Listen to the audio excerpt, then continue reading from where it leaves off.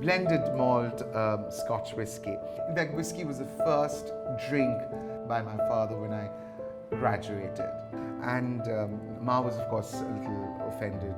Ki bacha chile ke maut khao and all that. So this one is 500 years old. Oh my God. This distillery is 500 years old. You get then different types of single malts. You blend this single malt and then this magic called Glen 100% blended single malt happens. Now there's no other whiskey in India at this moment. This is a blend of single malts. Whiskey normally in India is associated with the patriarchy. Yeah, but I would say it goes very well with patriarchy, matriarchy and anyone who is gender neutral.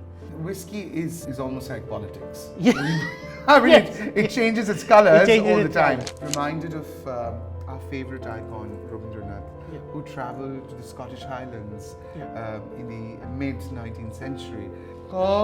কতবারো ভেবেছিনু আপনা ভুলিয়া তোমারো চরণে দেব হৃদয় খুলিয়া. You know, I sang this because this is to a friendship that I made with Anirban, and we cheers to that. Cheers.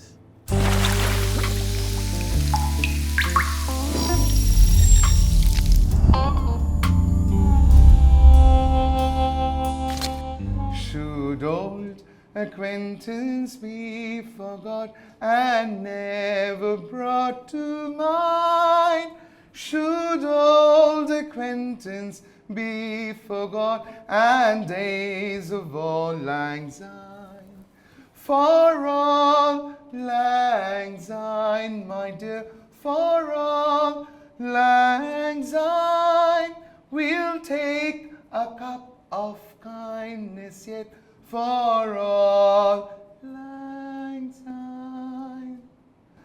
I know this song is sung all over the world to remember friends, to talk about memories, to possibly bid farewell to your near and dear ones, and possibly also for a send-off. Well, I'm not sending anybody off. I was just walking down the memory lane and got a bit nostalgic when I saw Glen, this blended malt Scotch whiskey. It reminded me of my father, who first introduced me to whiskey. In fact, whiskey was the first drink that I was offered by my father when I graduated.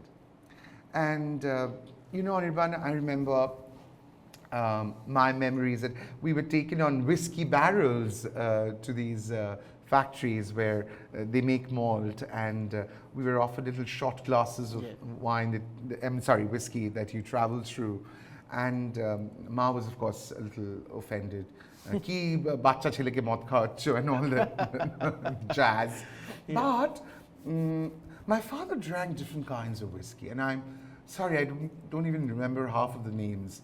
And he always insisted that his whiskey, whether he was drinking a malt or a blended Scotch, had to be the right kind. And because I believe that I'm not making it very gender specific.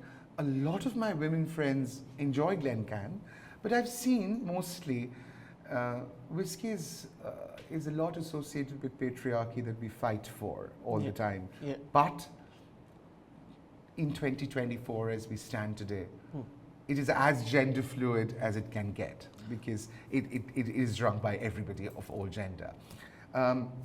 Glen is a very important part of the portfolio of alcoholic beverages that you deal with. Tell us the specialty of this malt. So I'll start probably with Scotland. So, you know, Yes. the Scots started making whiskey as an act of defiance against the British Empire. They did. They did. So in some of our bottles, you will see there's a year mentioned which is called 1297. So that was the first rebellion by the Scots against the Brits, and the first battle was fought probably on the Stirling Bridge. Right. Yeah. So in the 17th century, the British tax collectors wanted to impose very hefty duties on the Scottish whiskey makers. Right. So what they did, they packed everything up and they went to the remotest forest areas. So that's where, you know, the clan of the Glens are in the Highland area of Scotland. So there are 5 regions, but Highland is where Glen clan was established, and this distillery dates back to the 17th century. Really? They have been making whiskey for 500 years. So I was talking about these distilleries itself, so where we are traveling through. So this one is 500 years old. Oh my God. This distillery is 500 years old. Right. And you know, in Calcutta especially, you will find you'll find a lot of single malts. You will find a lot of blended whiskies that are imported or that are bottled in India. But the speciality of this brand is it's a blend of single malts. So when we talk about single malt, it is mostly made from barley. So in Scotland, in the Highland area, it's very humid. You get lots of rainfall. Okay, the rainfall washes the soil down into the river, and those rivers are pristine. I mean, there's no pollution. The water is brilliant. So the main ingredients of making a very good single malt is barley, yeast, and water. That's right. So they harvest there's a lot of barley that is made there. So they harvest that barley, and then they wash it in the cold water. They leave it out to germinate. Once it germinates, then they dry it using using smoke from charcoal. So that's where you get the smoky, the peaty flavor that is there in this kind of a whiskey. It comes from there. After that, you put that in your distillation stills, and you put hot water there, you put yeast, and that's how the fermentation happens. So then, if you got barley from single harvest, which is distilled in the stills, you get a single malt. You get then different types of single malts. You blend this single malt, and then this magic called Glen Clan 100% blended single malt happens. Now there's no other whiskey in India at this moment. This is a blend of single malts. So we got that now in Calcutta. Wow. So you almost spoke like a master blender. I mean, just not an entrepreneur. I'm just a tradesperson who loves drinking whiskey. I know. I'm sure. So how do you think it's suited for the palate of the Indian diaspora who drink whiskey? So if you see that this is a very, again, easy drinking whiskey. It will not burn your throat or anything. Oh, it doesn't. It doesn't.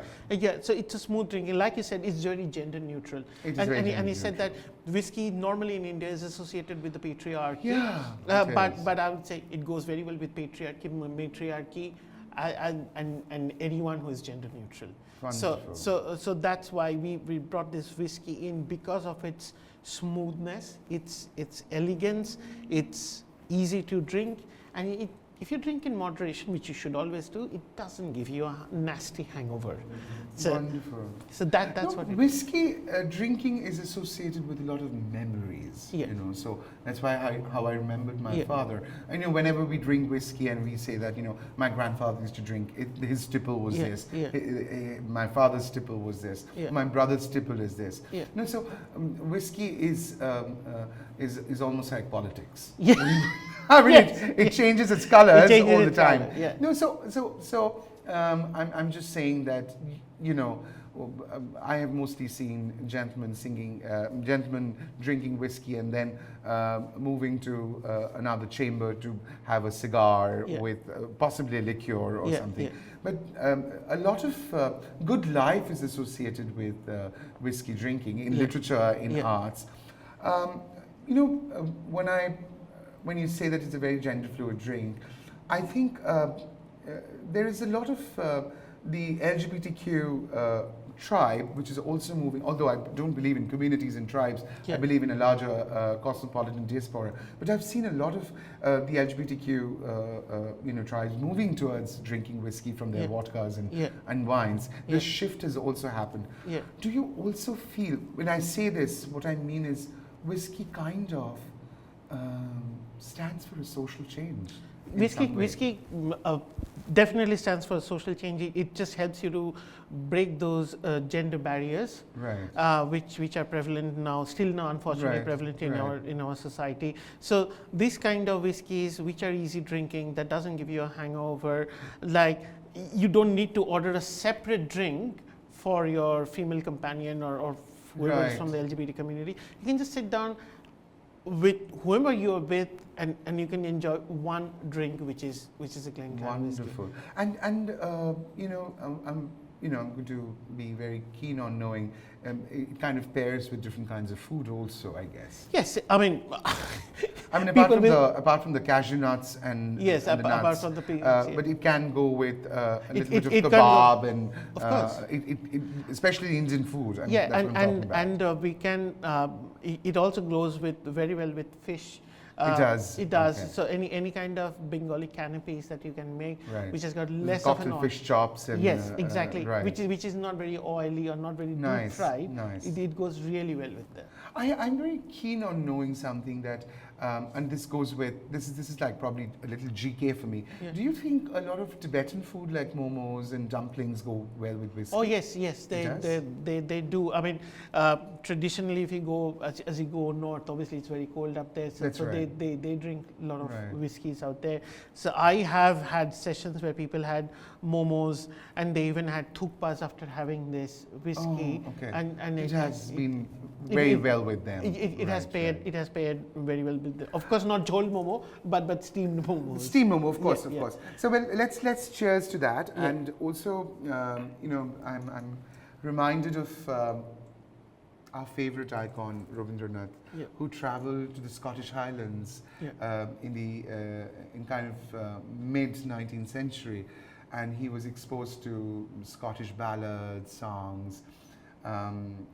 Well, Glencairn also talks about friendship in a Yeah. big way, whether you sit Yeah. with your friends and Yeah. enjoy your whiskey, Yeah. whether it's old school friends or college friends, or maybe friends at work or friends that you've just met, or maybe on a date Yeah. night that Yeah. you possibly drink whiskey and not wine. Yeah. There's this one song by Rabindranath which kind of I associate it with a lot of love, and it's been very often that I've had a tipple and sing this for my friends. Would you like to listen to Of course, I would. to the Yeah, lines? yeah. কতবারো ভেবেছিনু আপনা ভুলিয়া তোমারো চরণে দেব হৃদয় খুলিয়া কতবারো ভেবেছিনু আপনা ভুলিয়া. I sang this because this is to a friendship that I've made with Anirban, and we cheers to that. Cheers.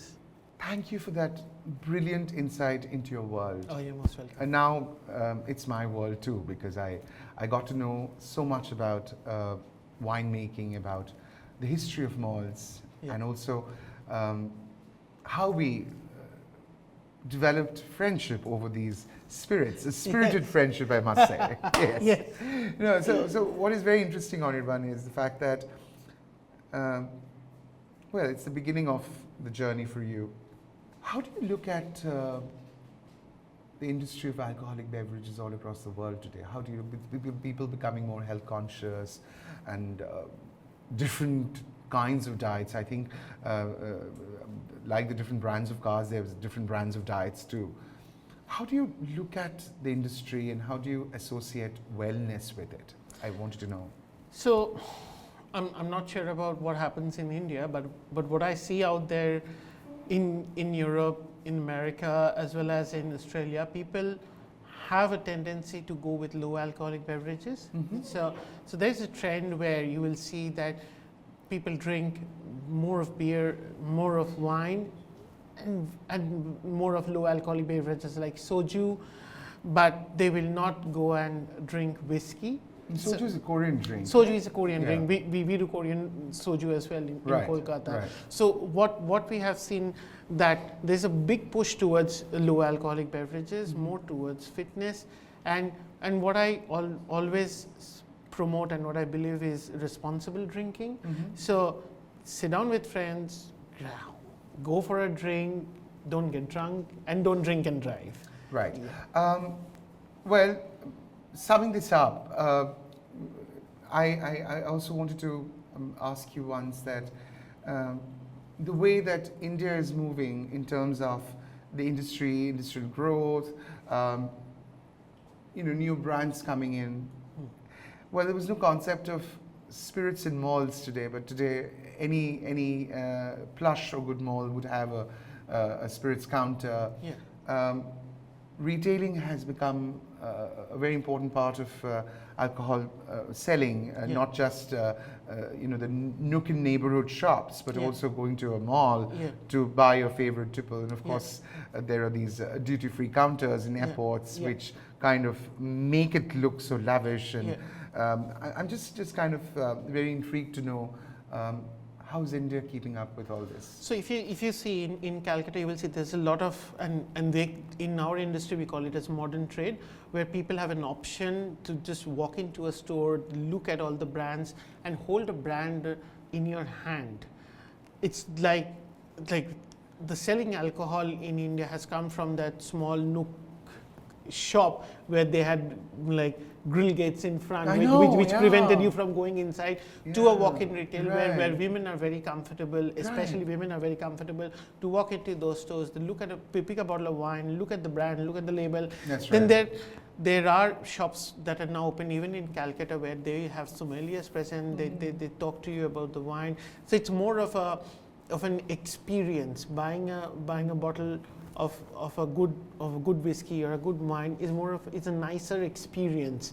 And I think the various state governments in India, they are trying to promote this kind of a safer environment where people can go and buy alcohol and have a pleasant experience, and they can research and they can understand what they are drinking rather than what that salesman tries to push you through that small window. You have you've also had a very checkered career and learning in the field of regulations, regulatory bodies and everything.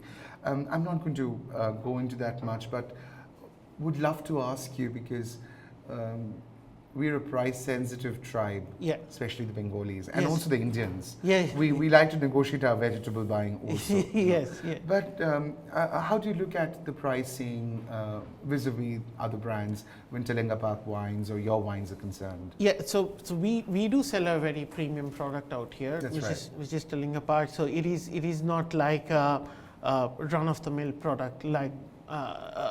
It's not a low-cost career. It's not a low-cost carrier or a low-cost airline. It's not a low-cost career at all. But we have, as you rightly pointed out, we have been very conscious about what price point we want to keep. So we keep revising our price depending on the demand. So sometimes we negotiate with the government to push the price up. Sometimes we negotiate with the government to push the price down.